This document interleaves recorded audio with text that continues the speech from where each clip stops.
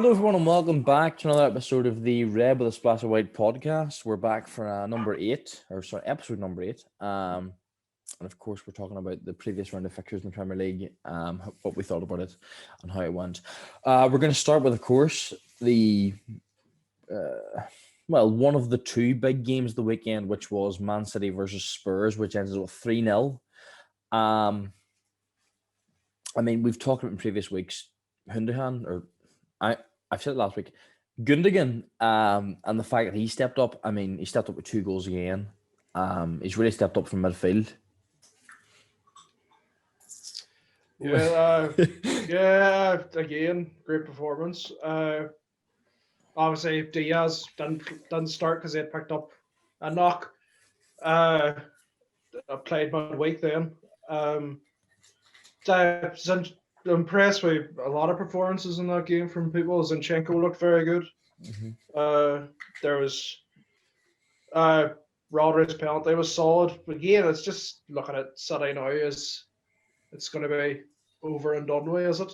Or but now with De Bruyne back in the squad, let's see what happens. Yeah, Harper, I know you have a few words to say on the whole sort of City running away with it, but before we get to that, what did you think of the game? I suppose is the best question. That wasn't a bad game. Pretty comfortable for City. Spurs probably disappointed. Sure, Jose probably thought they'd make it even a bit more difficult. The way he's playing defensively, it's sort of hard to get any rhythm going against them. Yeah, probably, the game plan was probably just hang in there and see if we can nick a goal, maybe. But exactly. No, it didn't happen. Spurs only had 3 shots on target in the entire game, and going into the game, I'm not sure if I expected anything more than that. I actually think they did quite well to get 3 shots on target. Yeah. But that again, I think we talked about it last week. We said that Spurs play such a defensive style that it's always going to be like this. It's just what about Gareth Bale? He came on against City, but he did nothing once again.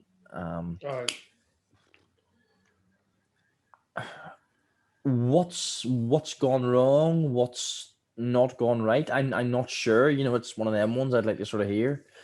Well, I from my view, I think he wanted to get out of Madrid, and Madrid wanted to get rid of him. So I think it was more the first team that were willing to take money, take him and pay him. Half was what his wages would be, but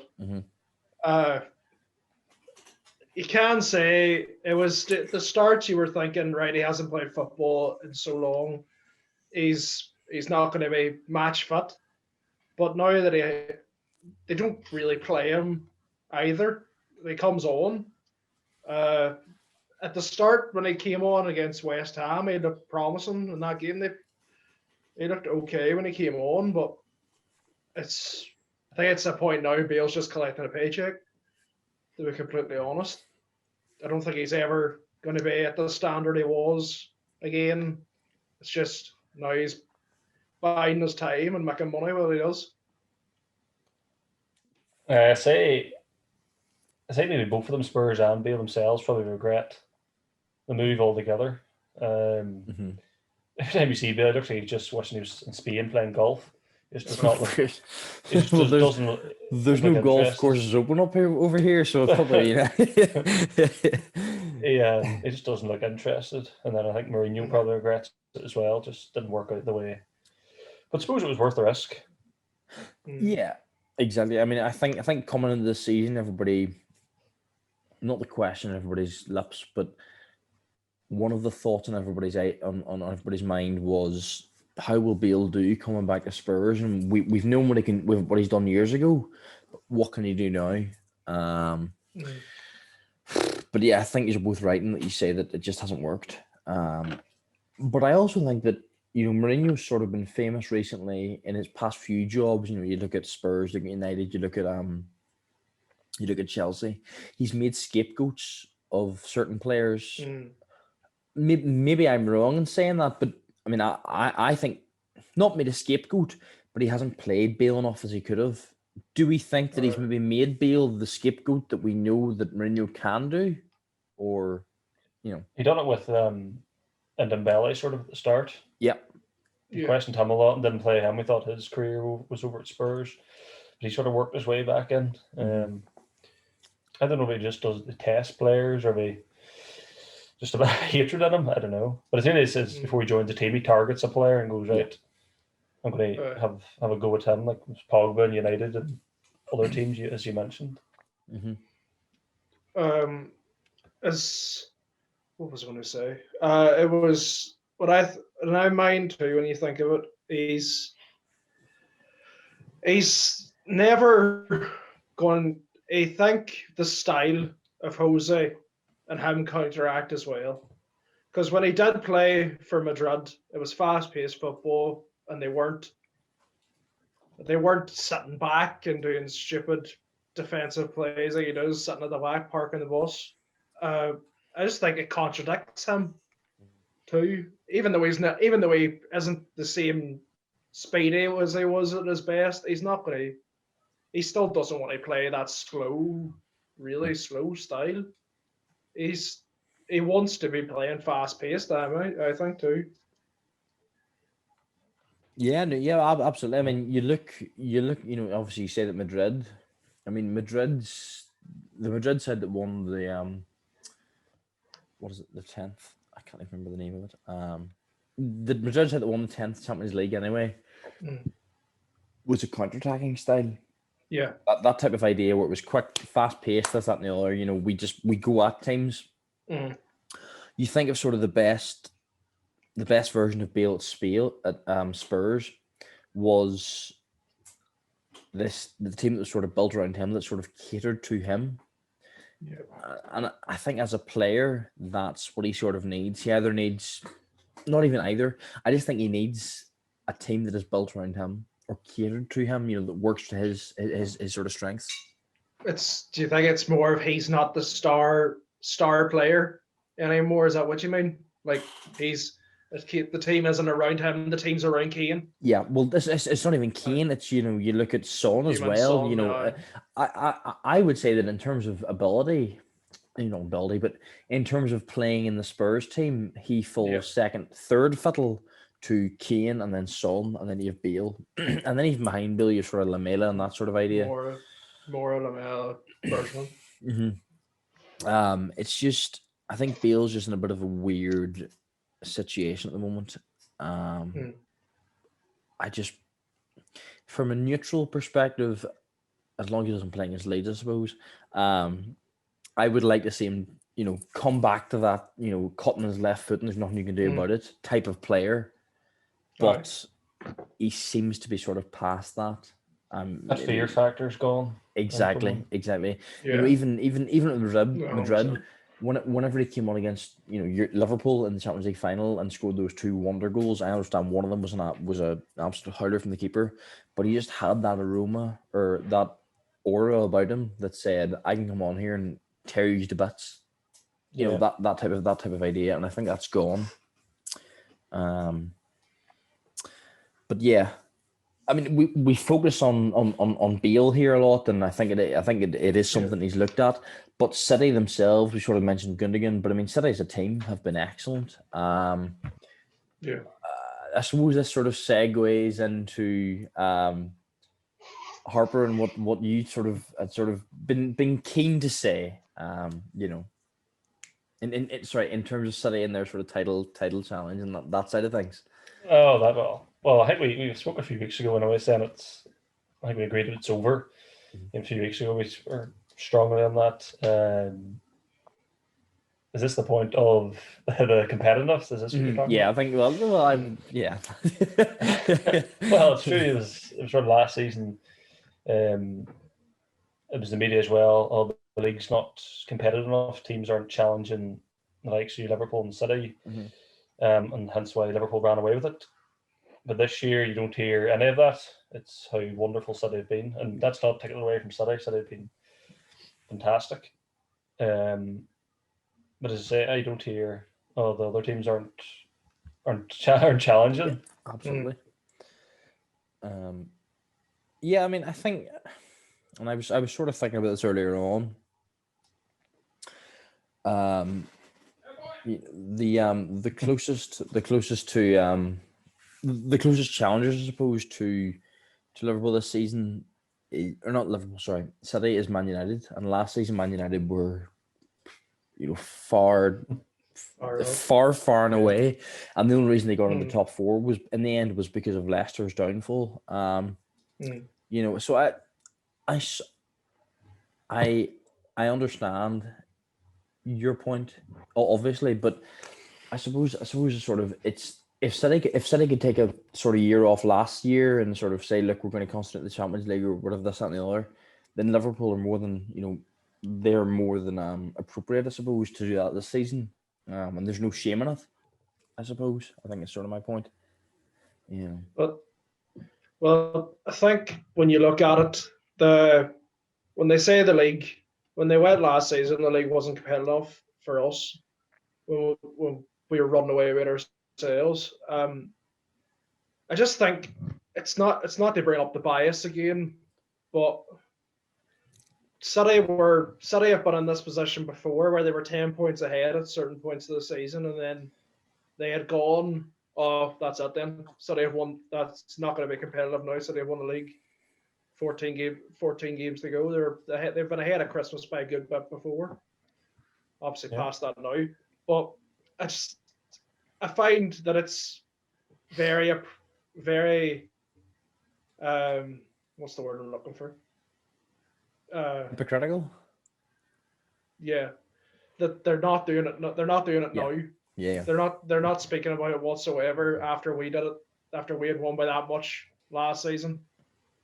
And I think they need to look and say why. I think when they do that, when they've came down on us so much this season for falling off, and then not even mentioning the injuries, I just think it's stupid. I read a good one. It was if we didn't have Klopp or didn't have some of the players we have, the Premier League would be another Bundesliga. So they would just walk the league every year, and nobody would be close, which I sort of agree to some extent. Like, I'm not going to slag the Premier League off because it is the best league in the world, but as Clem was saying there, it doesn't get mentioned enough. Yeah, I think it's back to hatred. It's hatred towards just Liverpool more than anything. Maybe a bit of jealousy as well, but yeah, I think that's a separate point. I mean, I'll come to that now, but I think that I completely agree with the idea that if Liverpool hadn't, or even sort of maybe even Chelsea a few years ago, and that is a long time ago, but Chelsea with the Conte 3-4-3, that type of idea, hadn't have sort of come along and made that wee bit of a break for Guardiola and City, that we would be looking at City. We'd be talking about maybe 4 or 5 in a row, which has never been done in the Premier League, which is a complete credit to the competitiveness.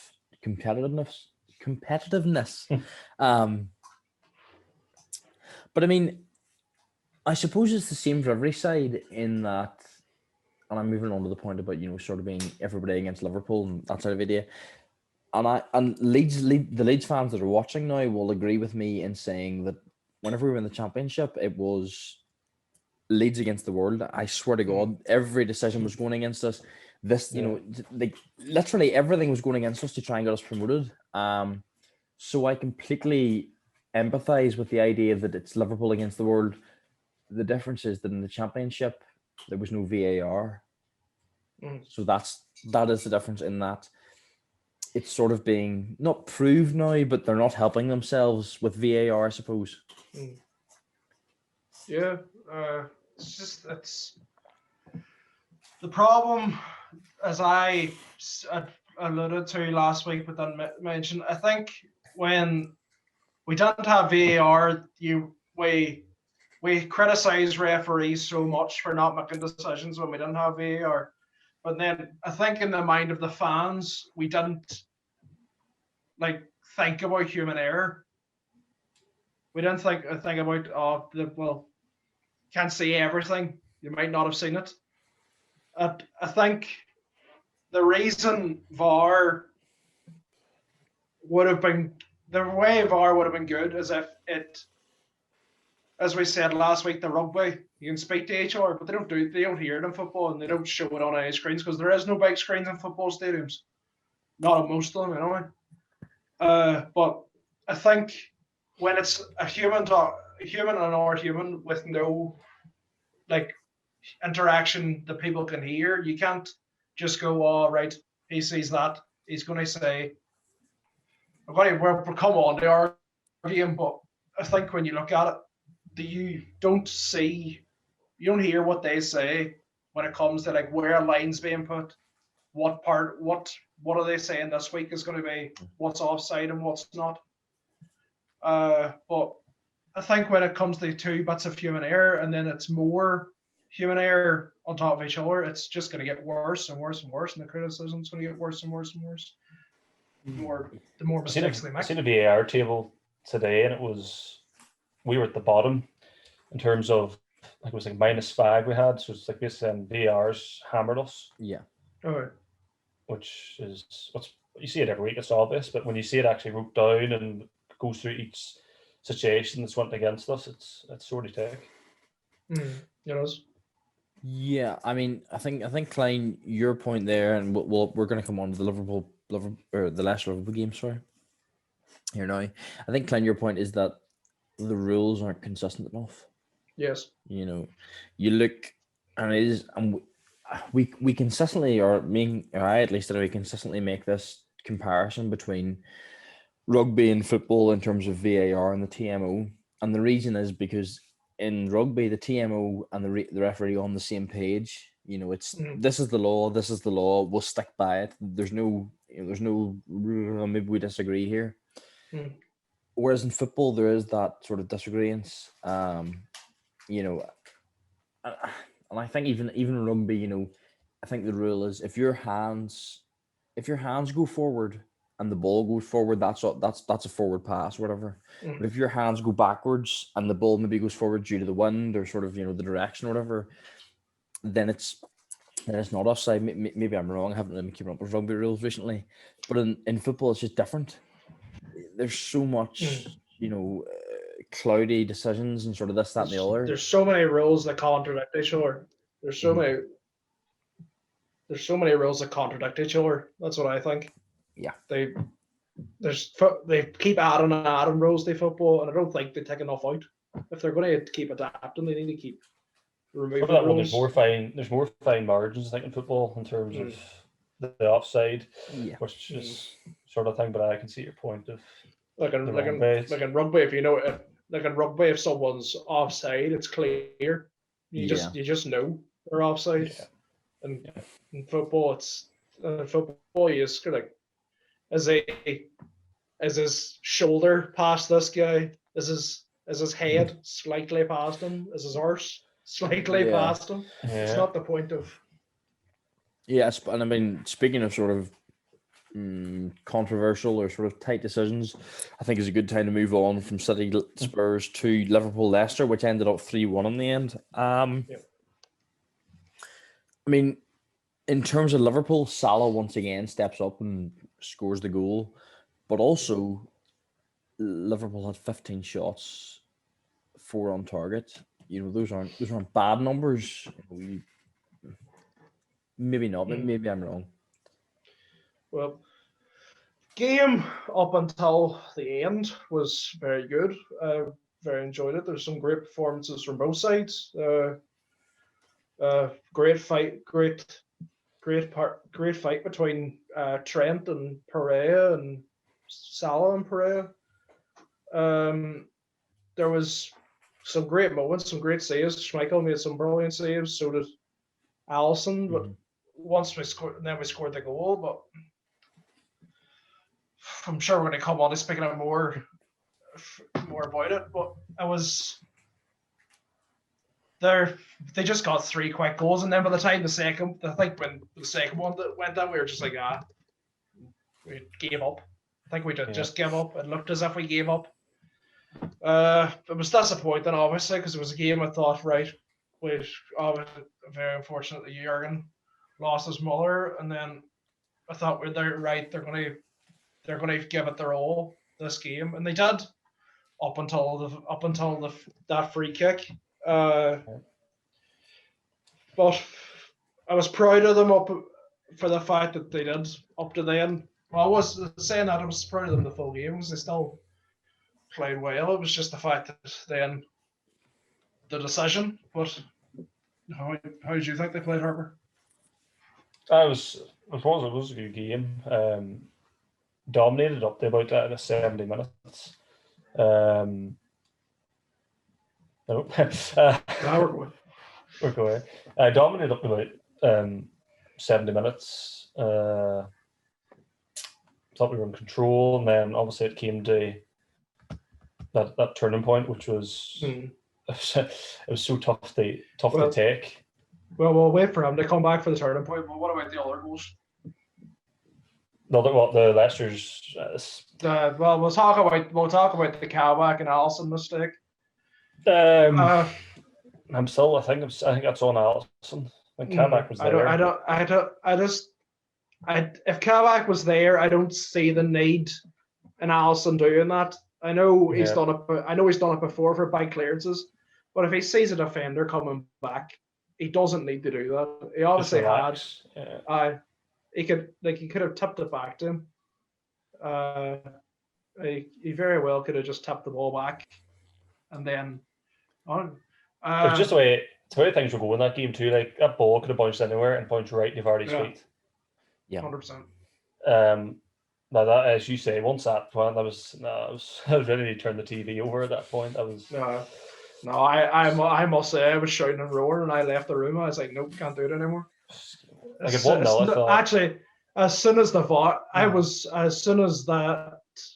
first goal went down, I left the room. I was out the kitchen. I just couldn't watch it anymore. It happened. Like when Vardy scored a second, me and Dad just sort of like sat in silence. Like we actually just stared at the TV. There was barely any reaction. It was just like dumb. It was like, what is going on? This is happening again.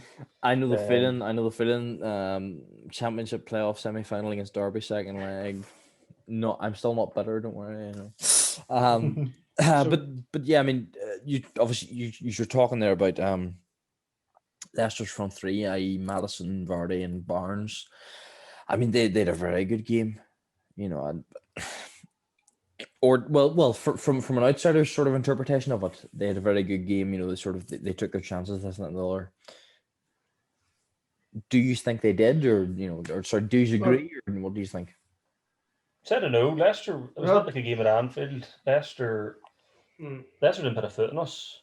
Like Leicester didn't look like doing anything. They were hoofing balls up to Vardy, and Henderson and Kabak were just bringing them down and playing out. Was that Anfield? Was that in December? I can't remember that was. Yeah, that was. It was sort of start of December. Yeah. I think we spoke about it was disappointing. Leicester were awful that night as well. They didn't do anything. This game was going the same direction until that first goal. Then sort of shifted the momentum. Yeah. Hopefully, move on to the goal. Yeah, I mean, we opened it with the controversial decision. I suppose we may close it with a controversial decision. What do you think first? Go through. Do you think it was offside or was it onside? Actually, and this is me sort of. I would need to sort of see it again, and I'm going to get it up here. I've got it up here on my phone. I'll share it too. Go ahead then, Klein, if you're first. Yeah, if Klein, if you have it up there and you're ready, sort of. Yeah. Well, there doesn't. You do. They say Bobby was in front of him. They say the offside was Bobby's foot in front of him. When you zoom into that line, I don't even see Bobby in the photo. His foot's not anywhere near that line. No, but that's the thing. The line was up before the VAR camera came on, and then they never they always put the line up first, then a Marty, and then they look again at the line. It was very weird that the line was already there, and then they just put a line down for a Marty from what looks to be it looks to be the jersey. It does look to be the Yeah, it is. Yeah, well, as definitely far as I can see here, it's the jersey anyway. Yeah. I put up. I put up, but there was Watch LFC put up saying where the F is the offside, and then I commented underneath it the ball hadn't left Madison's foot either. Yeah, I truly do think it hadn't left his foot.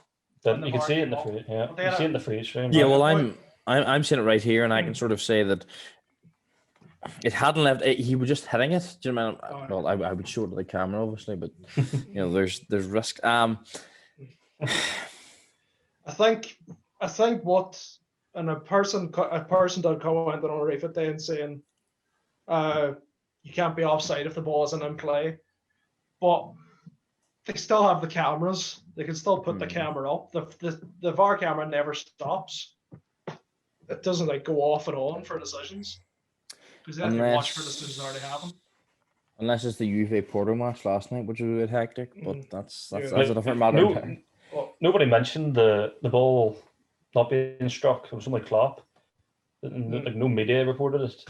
But there's so many problems that photo. I think the line coming down off of Marty, I think there's comparisons to Van Dijk against Everton. I think Van Dijk's arm offside. Yeah.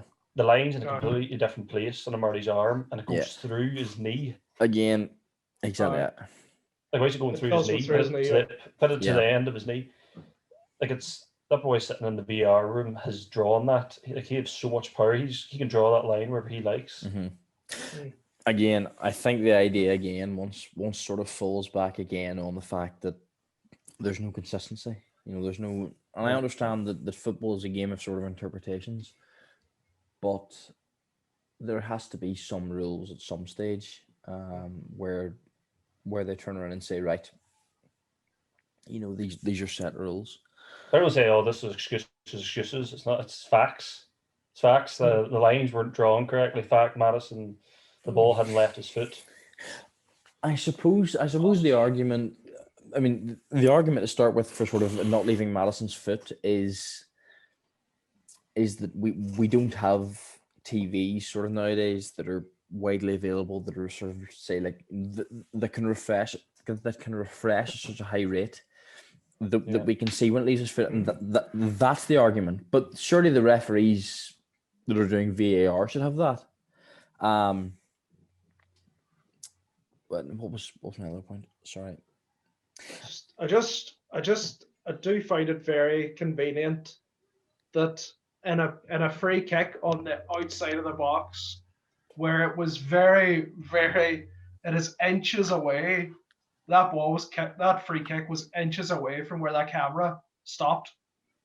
The camera is there at the left hand side of that box, and then Madison is literally beside it when he's about to kick that ball. I just think if they had him in the photo as well, they prove that. I think it would have been more acceptable. Pictures too with them lines that the way the lines, it's like a bright yellow and a bright blue. Yep. There's ones of them with thin them out, and you can see Bobby's foot is not anywhere near any of the lines. But it's so undertaken that completely swung the game. That brought Leicester straight back into it. That was the turning point.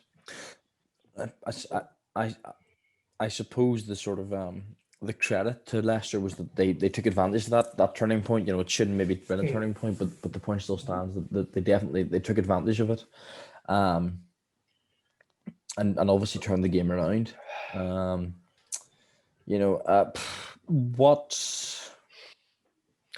Again, it's sort of similar to games that have sort of we covered the past few weeks, that there's not been much to cover, but we've covered as much as we can. It's sort of been one of them ones. It's second goal as well. It shouldn't have obviously happened between Kabak and Allison. I think it was a free kick on Mane up the other side of the pitch. Two hands straight into his back. VAR didn't even look at it. I could name numerous teams that's bang straight a free kick, goal disallowed. But can't happen between Allison and Kabak. That was obviously just a mess. And then the third goal, shambles as well. Putting it politely. We shouldn't have fell away the way we did. We shouldn't have, but suppose then we need to comment on everything else that happened after the game. All the Klopp, all the people saying about is Klopp still maniacs. People like it's the rumors that happened too that Robbo was fighting with Alisson in the tunnel. Like I just don't know where people get this stuff. It's mind boggling. Like the man won the league title for Liverpool after fucking so many years. Yep. And then they're gonna, as if we're gonna go, all right, we're fourth by. We're not going to do that to a man that completely revolutionised our club. It's one of them ones. It's probably. I'll go ahead, finish off. It's just mind-boggling because maybe it was people from outside of the club, people that just trolls on the internet, on Twitter, and all just going right. Oh, Liverpool are losing. They're losing. We're just going to make fun of them at this point. Maybe that was what it was, because it's just annoying to see. And then obviously all the support from players and all, Lineker and all saying the same stuff about if you think Liverpool should sack Klopp, you're a maniac. You have to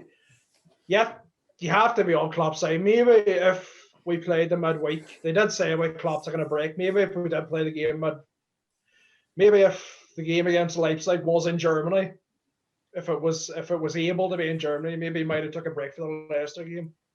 Yeah. But as he said himself, he says he doesn't need it, and if he says he doesn't need it, you believe him? Yeah. I love Klopp, but I'd love to even more throughout all this. Like he's grieving his own mother, and he's held everybody together. And even after the matches, everybody's saying, "Oh, he's complaining, he's moaning," but he's backed the players. Even the City game, he backed the players after the game, said they played well. Yeah, like he's never throws them under the bus. Henderson came out and said like he defends them all the time, but they need to start putting it out in the pitch. Yeah, absolutely. I mean, we're sort of, we're talking managers. There's sort of, obviously Liverpool fans adore. I mean, any Leeds fans that are watching will absolutely agree with me when they say they sort of adore Bielsa, and I suppose it's a different topic, but it's not on the same level of Klopp and what he's done for Liverpool, but it's that sort of same mentality and that type of ideology. It's the fact that they've done so much for the club, and they have so much they have great charisma, and they're playing such good football. You can't not love them. Yeah, you can't exactly. Doubters to believers, and it was he said Klopp when he came out. That's such what it is, though. The amount of the amount of Liverpool and Leeds fans that have sort of been swayed in the ideology. So that's I suppose that's sort of a good segue. Sort of speaking about Leeds, to the Leeds game of the weekend, which, as depressing as it is, ended up 4-2 Arsenal Leeds. I mean, Arsenal, to be fair, were more clinical, I think. They had the same shots on target as Leeds, but Leeds didn't really help ourselves. From watching it, these Arsenal were far and away the better side in the game, to be fair. I think I've seen a slower Leeds side, to be completely honest. Mm-hmm. I don't think he's did not play the same style as usual. That's probably a bit cut due to missing players and inexperienced players playing. I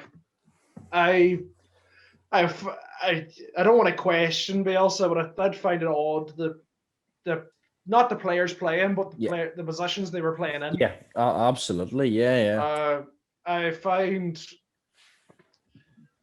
what in my mind you should have fine with the players who were playing, but possibly you should have had either Island at right back or Dallas at right back with Stroik playing centre half. No, that's what I think. I just don't. Shackleton sitting. Yeah. I'd have him further up. I'd have click sitting, and then you still have your steam back four, but then you lose I don't think Click's really that defensive though. He did, But he did Pretty against shallow. if you move Dallas onto Sutton, if Dallas was Sutton, if you had Island Oh, right back, yeah, that If would be you- the ultimate sort of utility if, player. I suppose. if you had Island at right back, you move Dallas onto Holden, and then it'll be Click and Shackleton in midfield. I think they also said it before the match that I didn't think Click and Dallas were holding midfielders. Well, But- Dallas Okay. can do anything.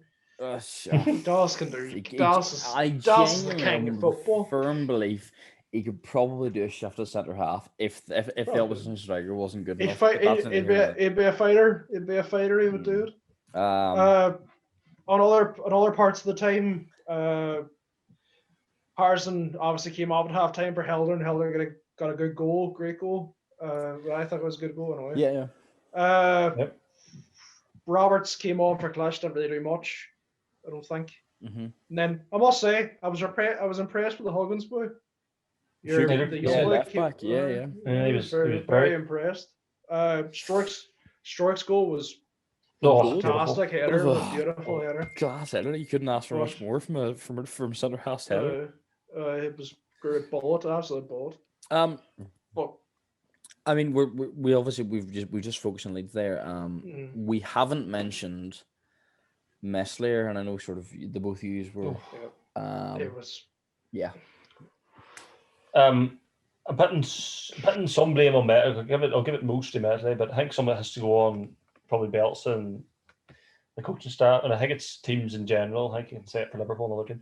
See this passing about at the back. Yeah. Yep. It's just Juventus the other night they conceded by doing it. I don't know. I don't see the point. How many goals have actually started from you passing from your goalkeeper the whole way up the pitch? It's Doesn't very matter. rare, exactly. Just put your foot through it and take the pressure off. Like that man, I can't pronounce his name. Meslier. I think it is Meslier to be fair, but I think it is Melior. When he does that, that just puts nerves throughout the whole team. It's just panic, and then it stays in his head too the rest of the game. Do you think it's nerves? Do you think it's the fact that it's him that's a nervous? Do you think it's the fact that he's a young goalkeeper in the Premier League who didn't have, obviously never had top flight experience? He didn't start for Orient or whatever team he came from, wasn't it? Could have been, He never, whatever way you pronounce it. But I think it's the pressure playing for Leeds and the fact that they do play such fast football. I think in his mind he's looking for someone that's going to be able to make a break. I don't think it's the fact, because he had people completely, he could have passed it easily to Island or something, because Island was completely open if he looked on the wide camera. But well, that makes it right. And then if he looked on the wide camera, he might have passed it.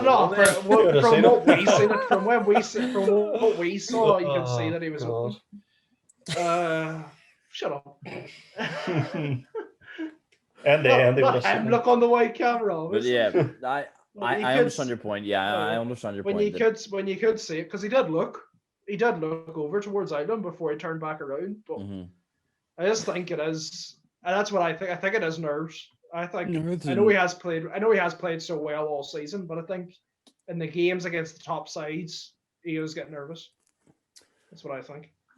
Funny about that bit out though. I thought like he's played some of the big teams. But I suppose, well, my argument for him obviously would be, he's still in the sort of 20. I mean, 20 in the Premier League. That's sort of my argument. We haven't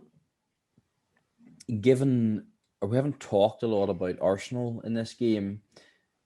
Is there anything to say about Arsenal in terms of, yes, they scored 4 goals, they beat us 4-2. But was it just a bad day at the office for Leeds, or was it, Arsenal took full advantage of a poor Leeds side?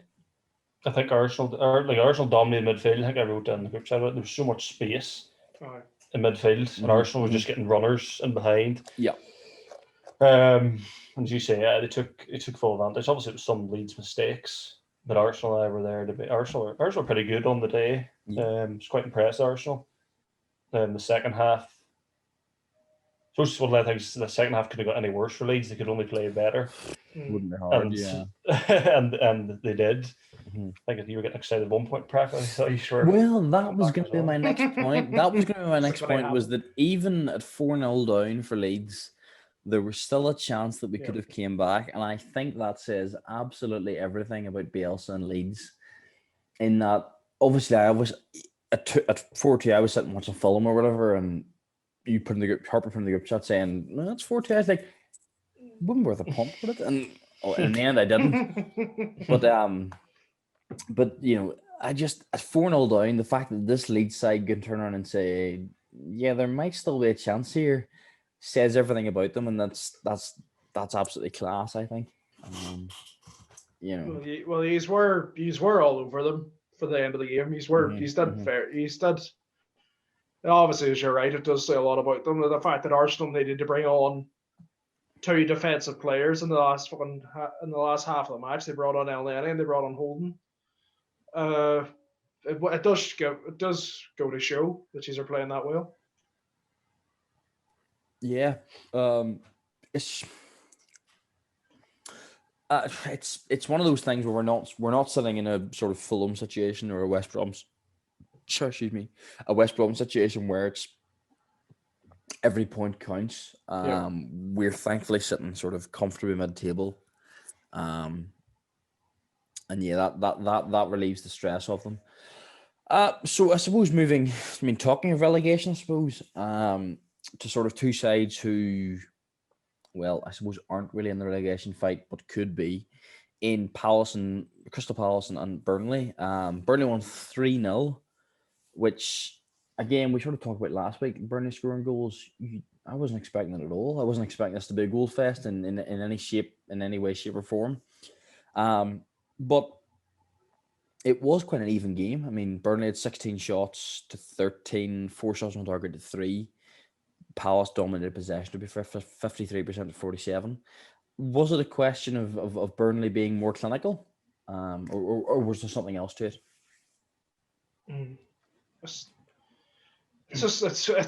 one of them games you don't know. It's just the fact that we said it week on week that Palace just aren't doing anything with their possession.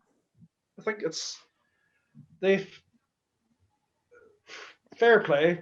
I'll start off with saying fair play to Burnley. They're doing a great one, but I think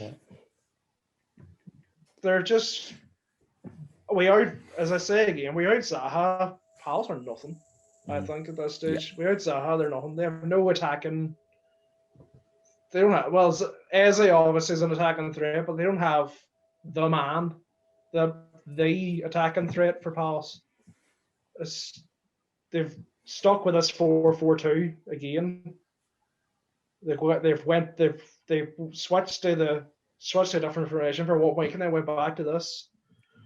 Yeah. Jordan Ayew playing out the right. I don't get it.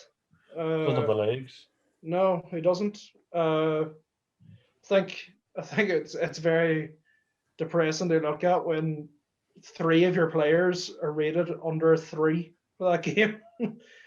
Van Aanholt 2.7, Batshuayi 2.9, and Scott Dan 2.9. It's hard to see for a club like that. I think Crystal Palace any of them were 5. I think they clear out. I don't know what way they're in financial situation, but I think they just need to get rid of a good few players and get in some young players in there and sort of need to restart. Also, they're not going to go down, but I think they just change, different manager. I think Roy's probably a retirement point, and just go from there and see how he's getting on, really. But fair play to Burnley. Selhurst Park's tough place to go, especially when you're not a team that scores about 4 goals and just go and score 3. And Matthew Loughton's goal, magic! I was going to mention that magic. That was messy. You wouldn't hear the end of it. It was a bullet. It was great to watch. I mean, we obviously were talking there about Palace and sort of they need to hit the reset button. And sort of Roy maybe is at that age of sort of maybe on the way out. I mean, Palace doesn't have a full bench. And I think there's been a few times this season where they haven't had a full bench. Obviously, injuries have had a part to play in that there, but also I think, as you say, they need investment. There needs to be some form of investment to sort of have a full-fledged squad and sort of go from there. Yeah. Yeah, 100%. There was another point I was going to think. Do you think they need to?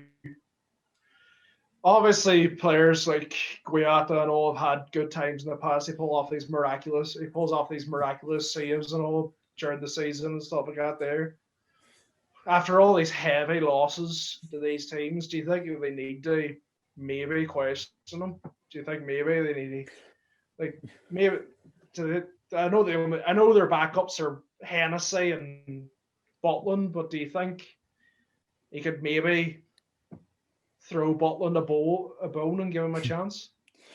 Throw him a bone. I think it's more that centre half, Kouyaté and Scott Dan. That's not good. And the individual players are there in the back four. You're going to concede goals.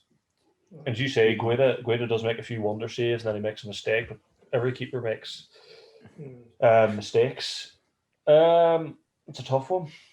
I'd probably keep him in there. Yeah, I think I would say you'd rather have a goalkeeper who makes sort of 3 or 4 wonder saves and makes a mistake every now and again than a keeper that you don't really know. I mean, Jack Bolton hasn't played football in, consistent football at least in a while anyway, so you don't really know where he's going to go.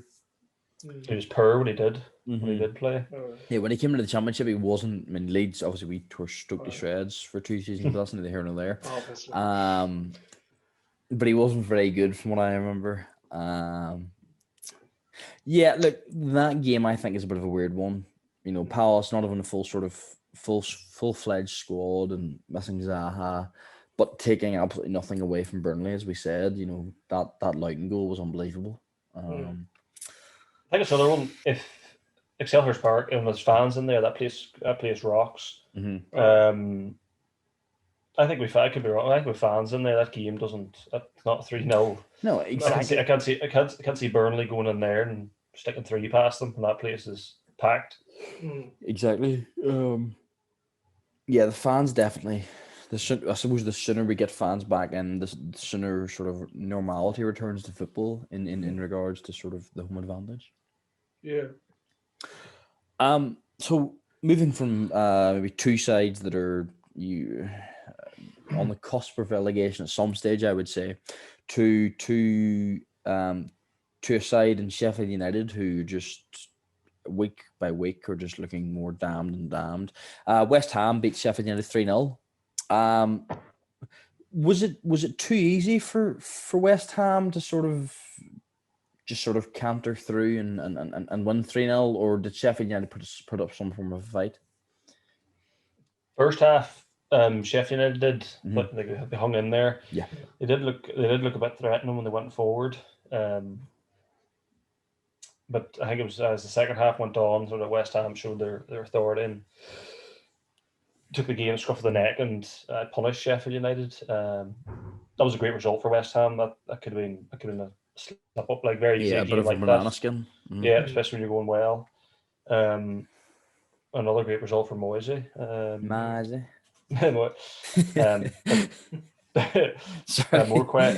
More questions for Wilder conceding 3 again. More goals leaking in. We're hearing that every week now with Sheffield. Yeah, I mean, sorry, Clem, sorry, before you come on, the third goal for West Ham, there was literally, I mean, I watched it, there was literally no press from Sheffield United whatsoever. It was just so easy. It was Benrahma just played the ball to Fredericks. He had about 3 years to look up, roll the ball from his feet and smash it home. A decent goal, but Sheffield United didn't help themselves. I think maybe on the lines of us as well, they've maybe given up on that point. But I think the fact that it's every week really now that we're saying they might get a shock one here and there, Sheffield United, but I think we just need to say now that any game against them is probably an expected one to the other side unless it's a relegation battle. Exactly. We play them in 2 weeks. Well, don't say that, to be fair, but it was a good, great game from West Ham again. They're just getting flying. better. Yeah, They are. It's. Yeah. Do you think? For them, do you think now it's going to be 100% Europa, or do you think they're going to drop off? Do you think it's good, or even shock? You never know. They might stay up in fourth, but do you think it's going to be guaranteed European football for them next year? I think they'll miss it. Just miss out. I think they will. I think they will fall away. I sort of hope they prove me wrong, to be honest. Mm-hmm.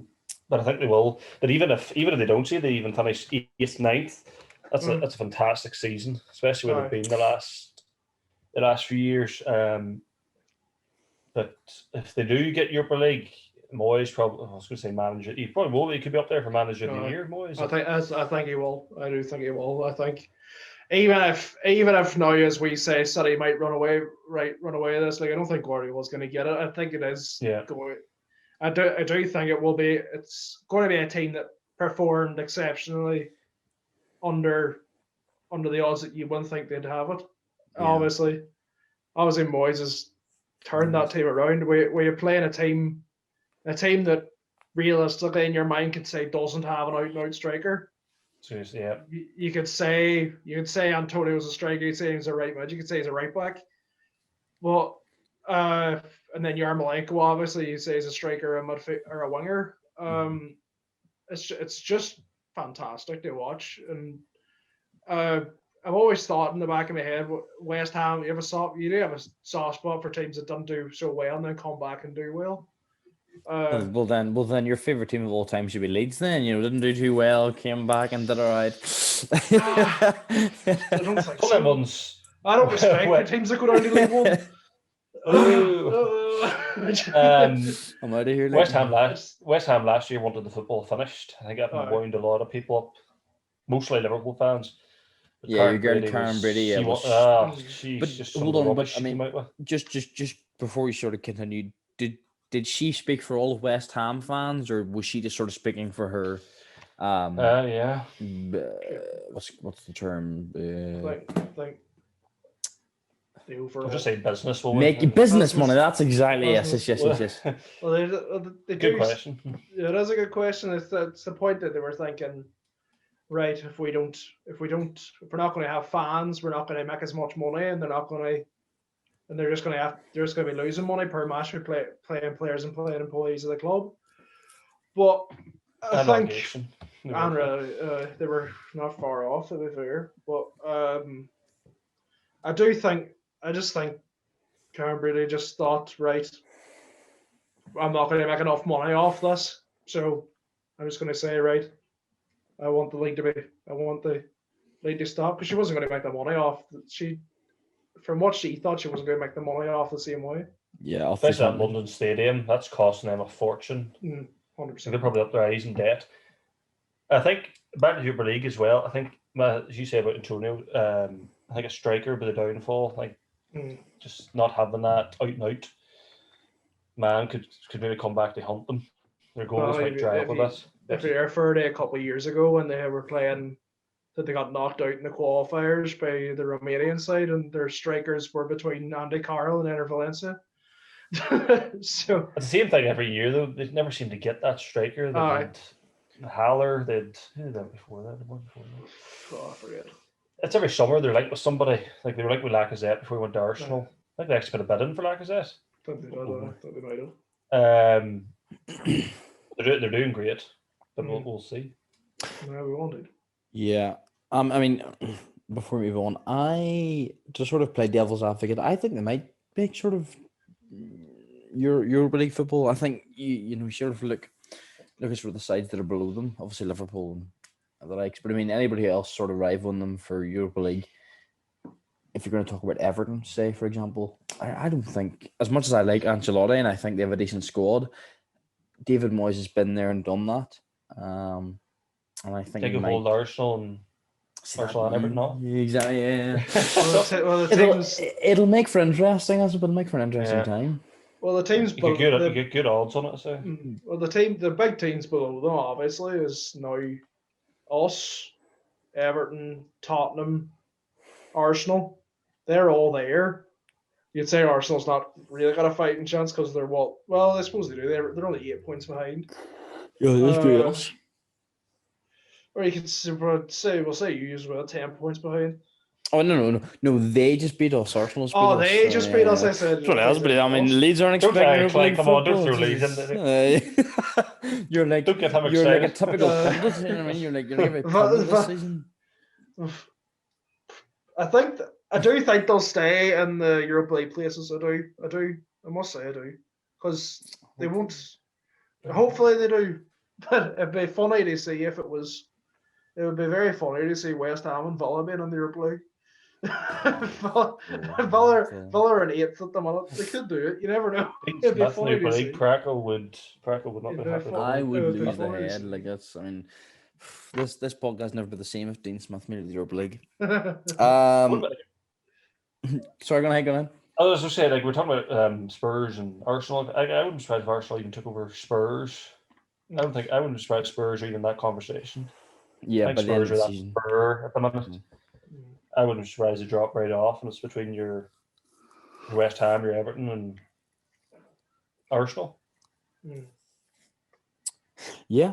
I suppose sort of talking about big sides, sort of pushing for Europe.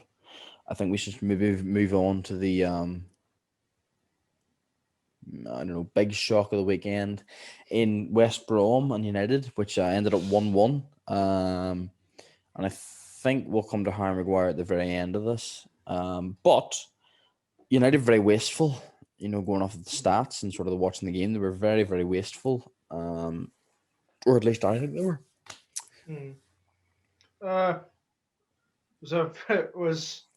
It was very shocking to see them score after 2 minutes, to be fair. From watching it, I don't know if United were wasteful or United. Yeah, absolutely. I don't know if United were wasteful. I just think United. I think it'd be the other way about, I think just West Brom played well. I think that's what it was. I just don't think.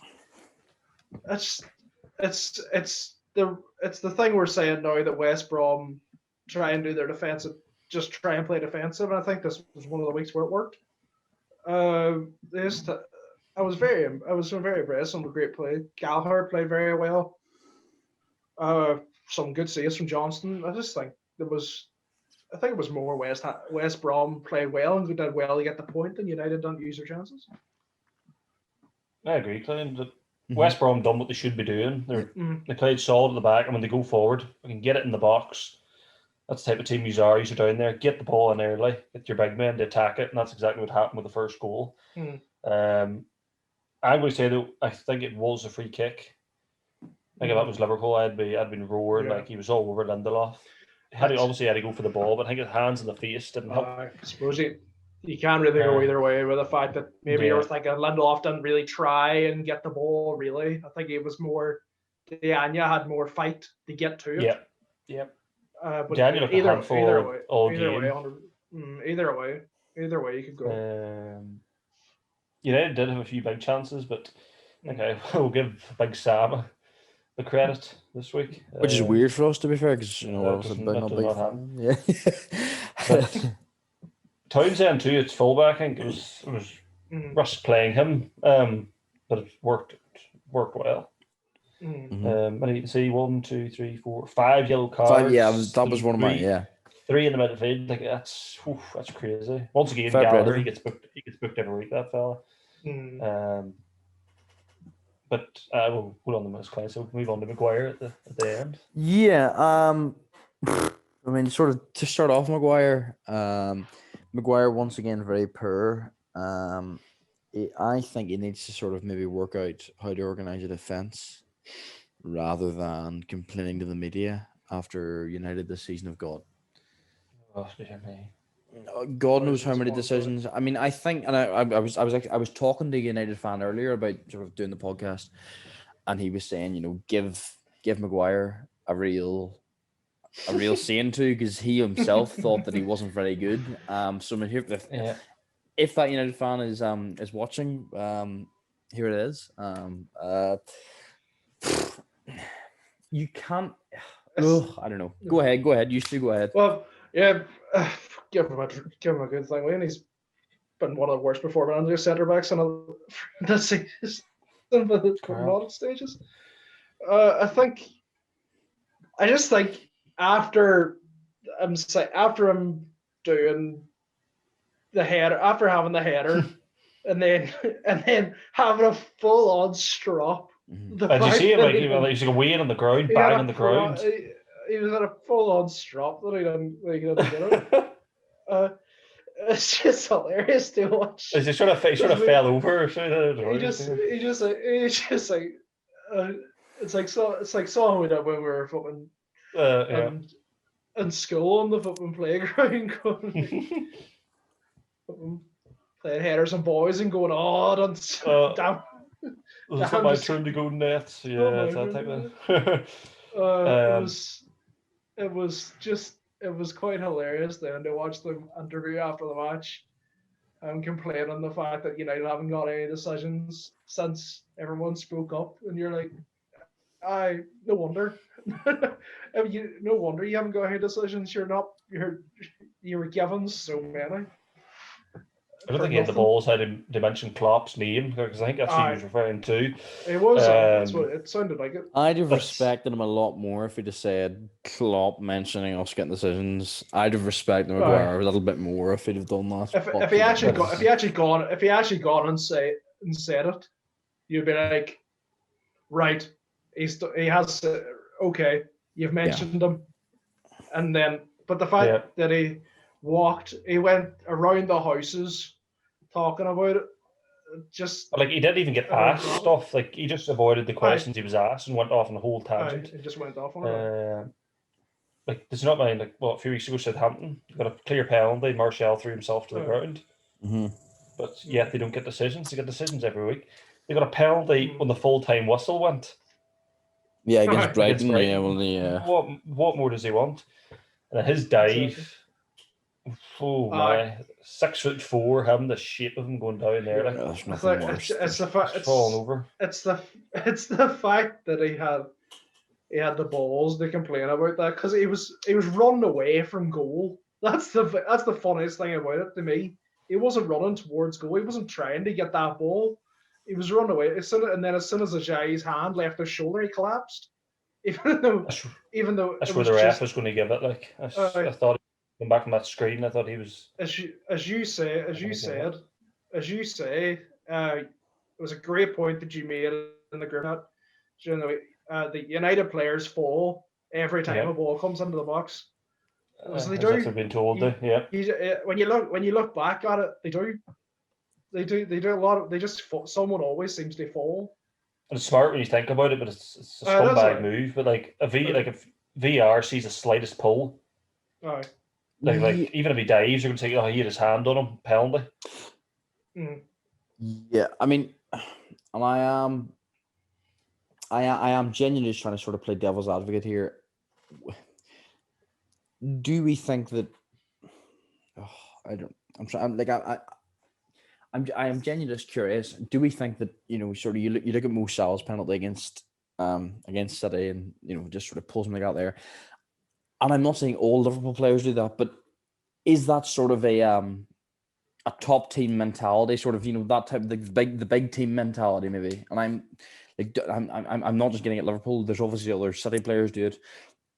Chelsea players definitely do it because we all hate Chelsea. But I'm just curious. Do we think that's a top team mentality, or do we think that is United players have been told, I think it's sort of top teams going to have more possession. They're going to have more chances. You're going to see it more often. Salah could get took out 2 feet and everybody will say he dived. He gets called a diver for no reason, to be honest. Maybe a few times he goes down softly. Yeah. But the City one was a stonewall penalty, and the fact that people are actually still questioning it, Chris Sutton being one of them, is ridiculous. If you're going to get pulled clean over, like. Yeah. I mean, I think Well, Like, I won't bet he does go down. He has gone down soft. In the Yeah, no, past. I'm not- Yeah, well, completely. I welcome it. absolutely. I think maybe Salah. What Salah did there was he went down too quickly. Like, do you know what I mean? Like Diaz literally had him by the shoulder like that for maybe half a second, and then he went down. If Salah maybe stayed up on a seat for me like another second and then went down, maybe the argument wouldn't be as valid, or sort of that type of idea. I think, but I suppose again, it's the argument is that the referees. It's up to the referees. If Salah doesn't go down, doesn't score, that the referee should give a penalty there. That the players have to go down to sort of have to go down to get there. Yeah, exactly. They do. It's the modern game, I suppose, as much as we as players I'll use that term very loosely for myself anyway. We don't like it. It has to be done, I suppose. Yeah. I think when you look at our sporting past as well, going from playing rugby for a long period of time where we didn't, where you have to look at it thinking, right, okay, we've been hit in the face, we've been punched, everything, and we haven't fell to the floor. Yeah, it's a much more physical game. As a mentality for us, I think we say it's soft. But it's the way to play that sport. Yeah. And for anybody the way that sport's played. Yeah, before anybody asks and sort of puts in the comments, we're not hard lads. We've just sort of played rugby as we grew up, and that's it. Hard as nails, brick. Absolute brick. So, I mean, speaking of diving players, I suppose we should move on to Chelsea-Newcastle. Chelsea being our favourite team on the podcast. I mean, week by week, it does seem, as we all predicted, by the way, just sort of, I'll whisper that again, as we all predicted, that it was more and more Lampard and not the players, which is baffling. Oh my God, imagine Frank Lampard not being a good manager. But yeah, sorry. To give credit to Chelsea, to be fair, they absolutely took the piss out of Newcastle.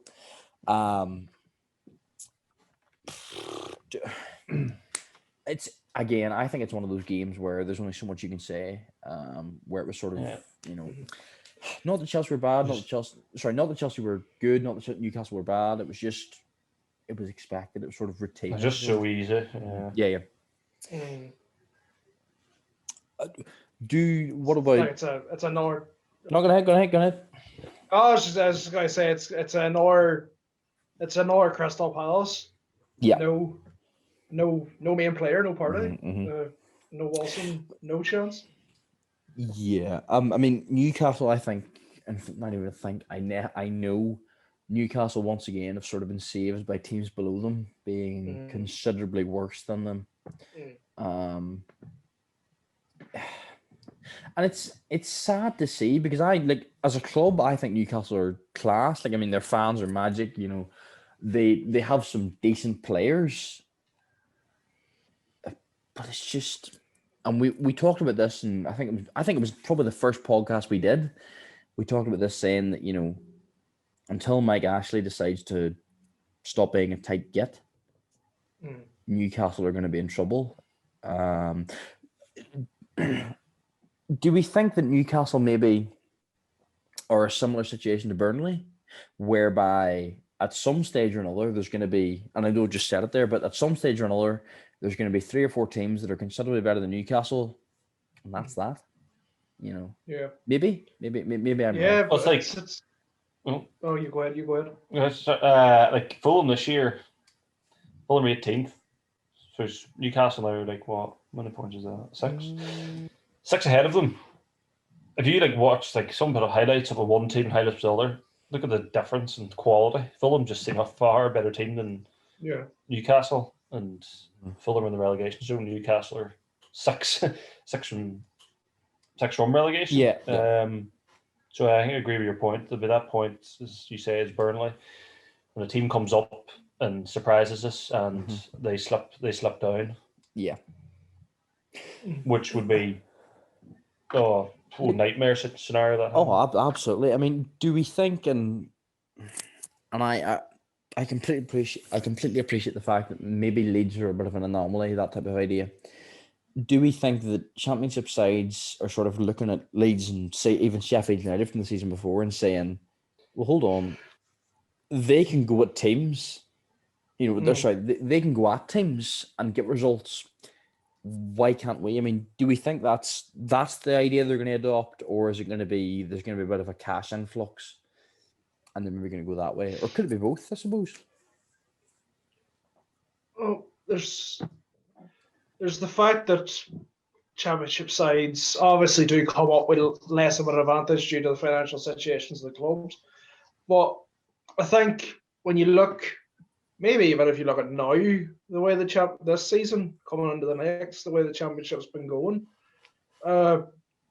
is it up? It could that point of 3 teams that come up, Newcastle might go down. It might be. You never know. It could be next season because, I know Norwich came up and they played Yo-yo club. barely. They played any good. As teams like that there, teams like Brentford coming up, maybe even Swansea coming up, because when Swansea were in the league, they were a decent side. Hold on, for most parts. Hold on, we haven't even mentioned Watford or Bournemouth, who just went down last season. That's the level of competition we're sort of talking about, I suppose. Well, if Frankie gets Bournemouth, there's no fucking chance. Or Thierry Henry. Thierry Henry. Oh, Thierry Henry as well. That's worse. That's worse than Lampard. Worse. Well, you're probably right. I think my hatred of Frank Lampard maybe clouds my judgment, but you're probably right. In fact, you're definitely right. There's a high chance that could be what Harper says is right, that it could be next season where that happens. But I think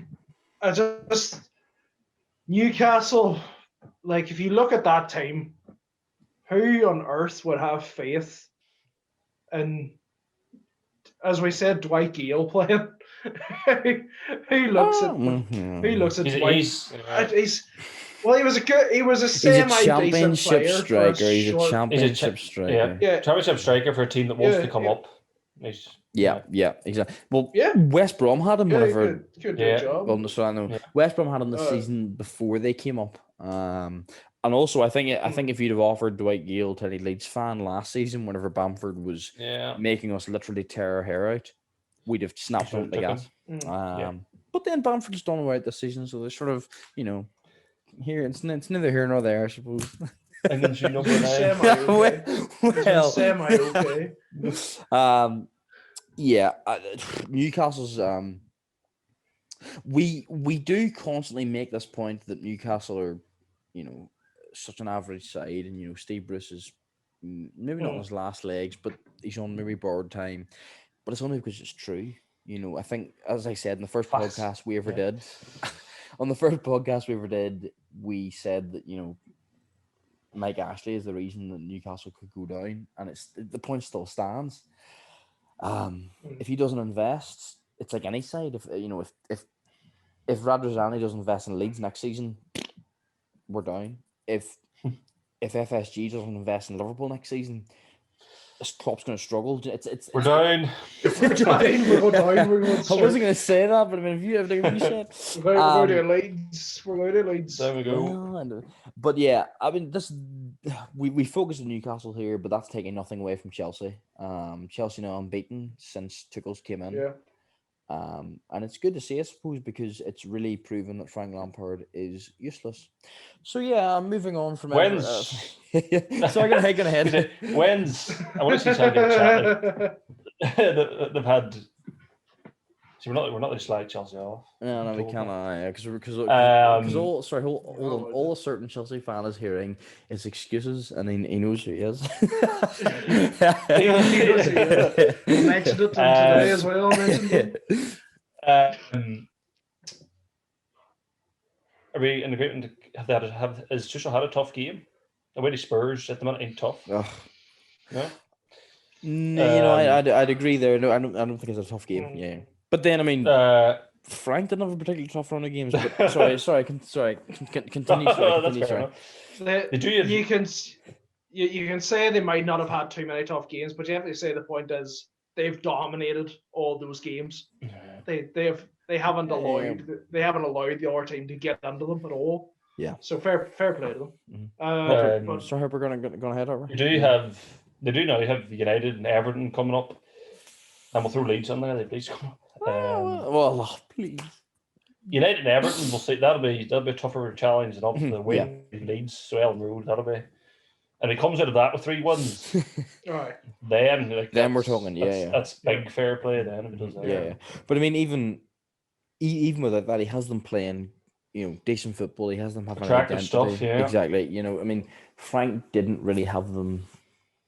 There was no identity at Chelsea. You sort of were like, you've spent an embarrassment of riches on players, but where's this identity? Where's this Klopp ball? Where's this Pep ball? Where's Bielsa ball? I'm going to throw it in there. Where's Brendan Rodgers at Leicester? That type of idea. Yeah. I think Chelsea. What was I going to say? Tuchel sort of like Chilwell's on the bench again. He's sort of he's not giving a crap if you're signed or not. If he doesn't like you or doesn't think you're on the bench. If you're not good enough, it's that old. If you're not good enough, you shouldn't be in the side. I suppose that like Mendy's out and Kepa's in. Some of the Chelsea players should be. I think they're probably afraid. There's rumours Ziyech might want out already. I don't think he's even got a look in under Tuchel. No. They just signed him and he's looking out. Supposedly. That was not indicated, by the way. Where's the Chelsea fan that was complaining about us? I think once he says it, we'll know. Sorry, Klein, go ahead. No, go ahead. Again. No, you have to. No, you go. No. I was telling you to go. Go ahead.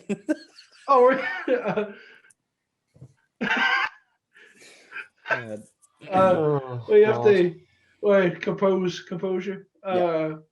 Again, Hudson-Odoi over James. Hudson-Odoi playing very well. This long run of form is the only Chelsea player that's constantly seemed to be in the side and playing well. James obviously came on late in the game, but unfortunately, my pick for the England squad, Tammy Abraham, went off after 20 minutes. But you can't win them all, Klein. That's what I say. Can't win them all. I'm not sure. I'm not Giroud for France. Well, he's pretty sort of. He probably will. But as I say, Chelsea. He's another. He's kind of got the same philosophy as Frank, but Tuchel does it well. You're going to play if you're good. You're going to play if you. He has Frank had the philosophy. So hold on, you mean he's a good manager, don't you? No. I mean Tuchel's a good manager. I don't mean Frank's good. Yeah, that's what I mean. Yeah. That's what he means.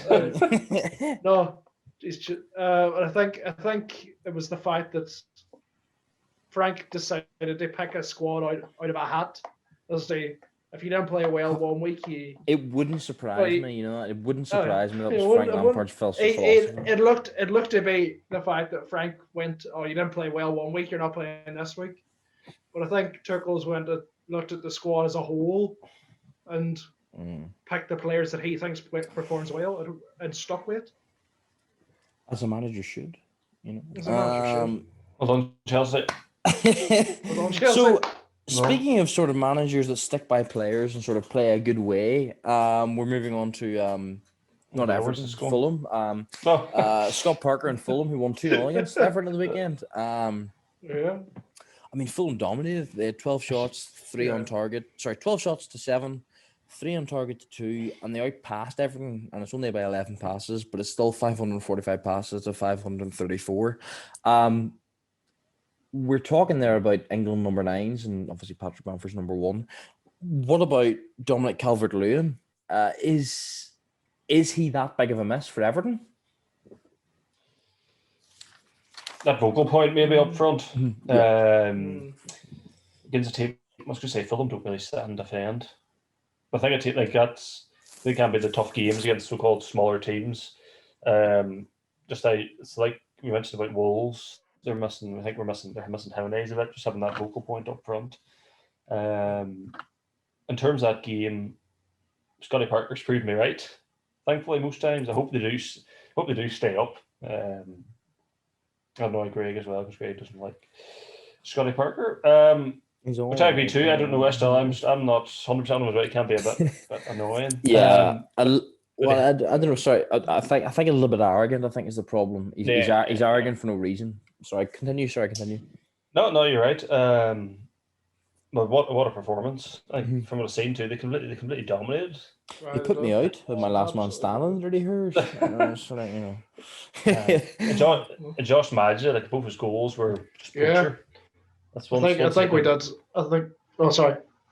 I was just saying, just once they got their goal score, and look what happens. You get two goals within the 6-yard box.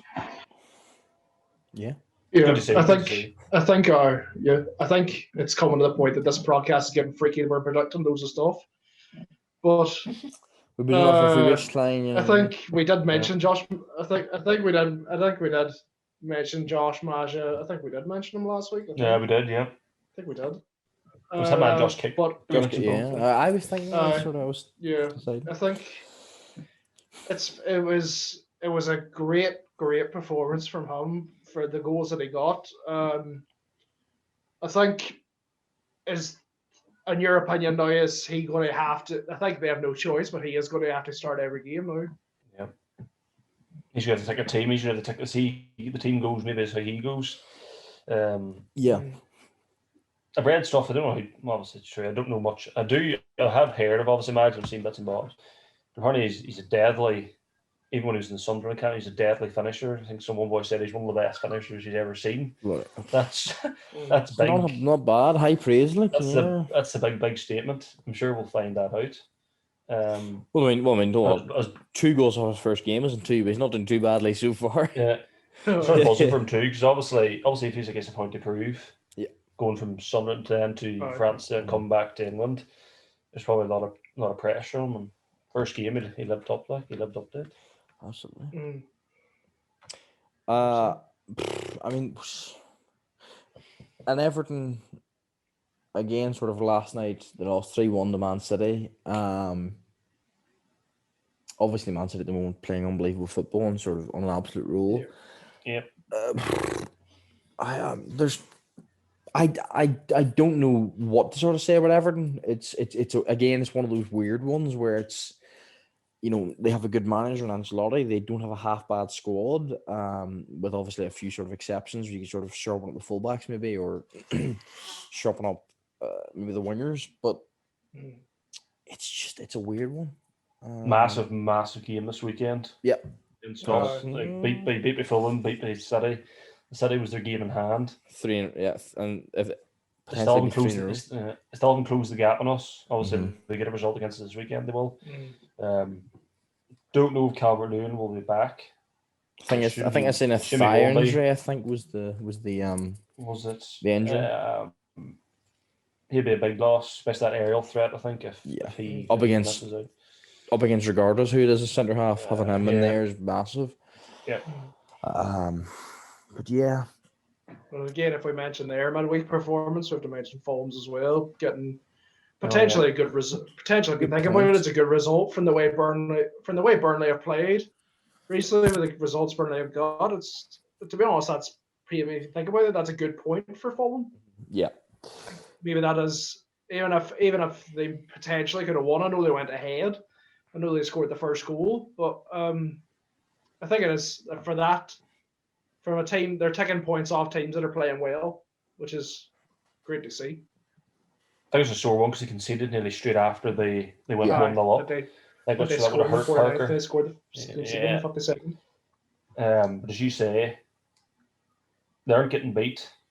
They just need to keep plugging away and grind out, try and get a win here and there, and they'll slowly creep out of the relegation zone.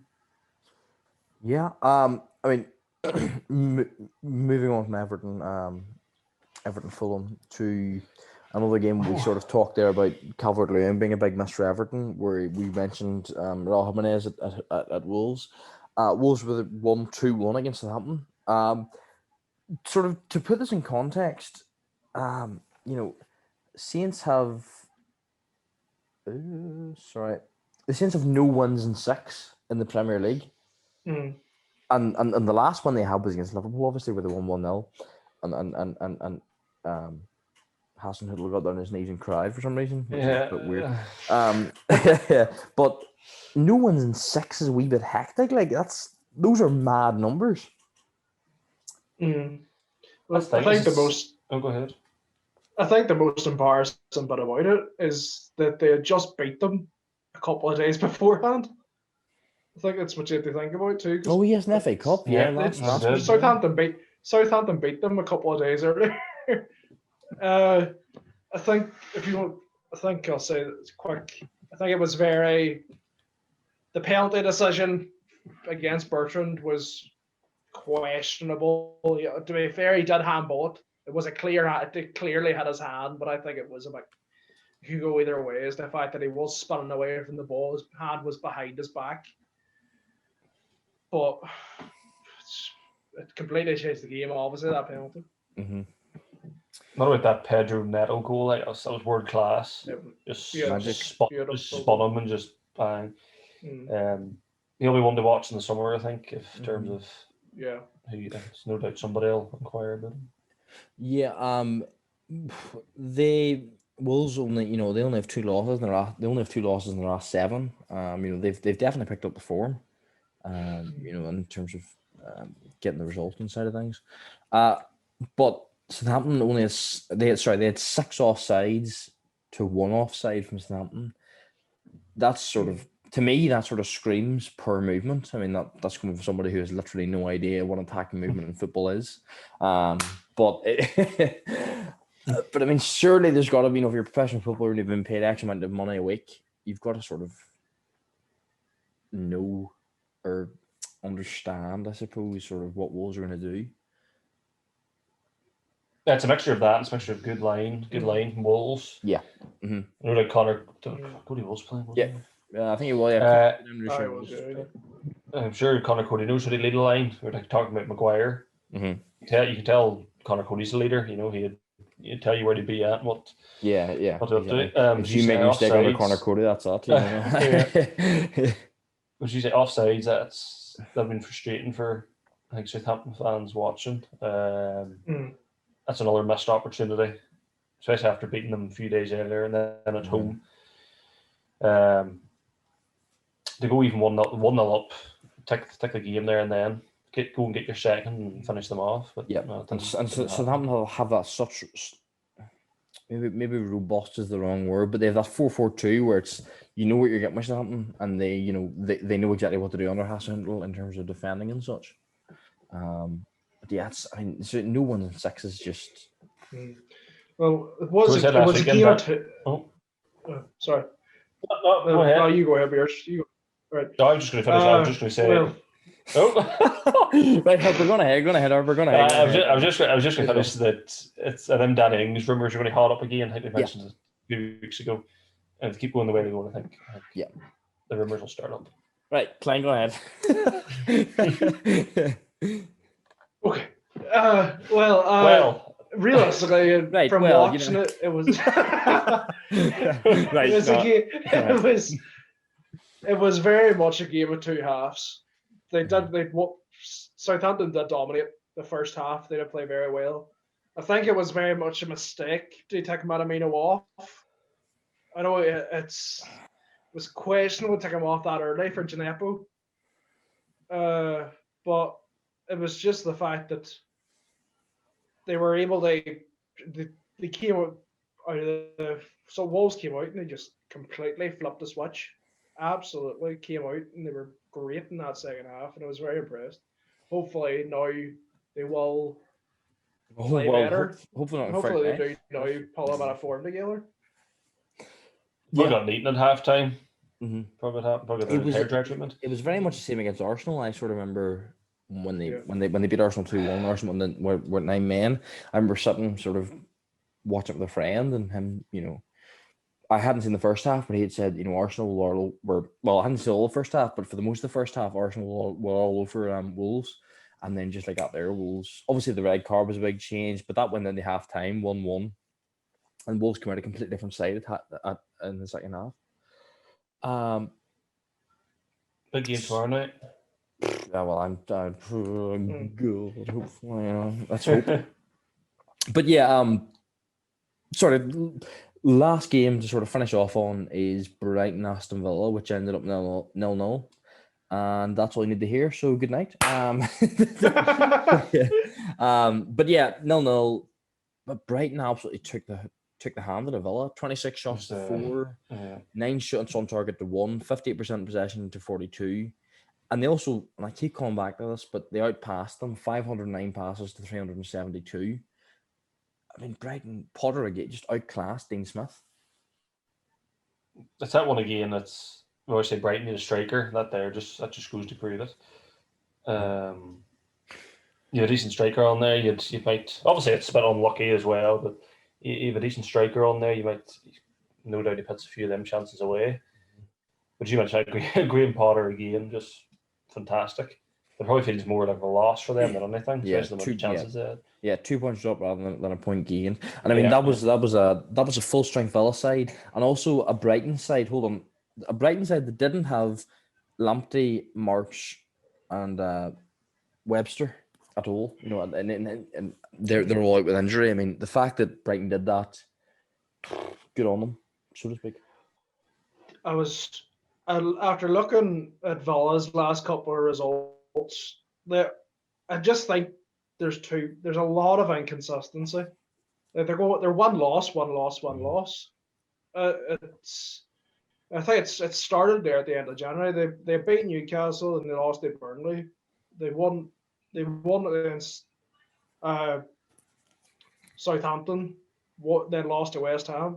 They're one. It's just for a team that started off the season so well, playing some very good football, and then they dropped off, and now they've brought some sort of form, but they just can't keep it. They just really can't keep their form whatsoever. Yeah. Just a weird time for Villa, I suppose. And I suppose maybe a frustrating time for Villa, but particularly probably for Jack Grealish. But then, I mean, that's where I say that I would have hoped the team with I'd hoped Jack Grealish would have created a wee bit more than sort of 4 shots, 1 on target. Maybe I'm wrong, but that's. Or at least I think. Try and get your team out. Try and carry the team. Yeah, exactly. Yeah, yourself nearly type thing. If he is and I'm not taking away from his ability, if he is this player that can carry his team so well, he should be able to go against the Brighton side, particularly a Brighton side that hasn't got Lamptey. I mean, Lamptey would have played against Jack Grealish. That's the best thing about it. And Lamptey's got about a yard of pace about him, but Brighton didn't have that, or Brighton didn't have him. So I mean, I think we've that's us in terms of the games being covered. I think we've covered them all quite well. We'll be back with you next week with Liverpool Everton. That's the big one in the Premier League. Arsenal City as well. And Wolves Leeds. So that's obviously the biggest game. That'll be top of the billing. But yeah, first one. But again, thank you very much for watching. We hope you all enjoyed very much. And enjoyed it. English. Yeah, enjoyed it. Please like, comment, and subscribe as always. And we'll see you later. Thank you very much. Cheers, man. Cheers.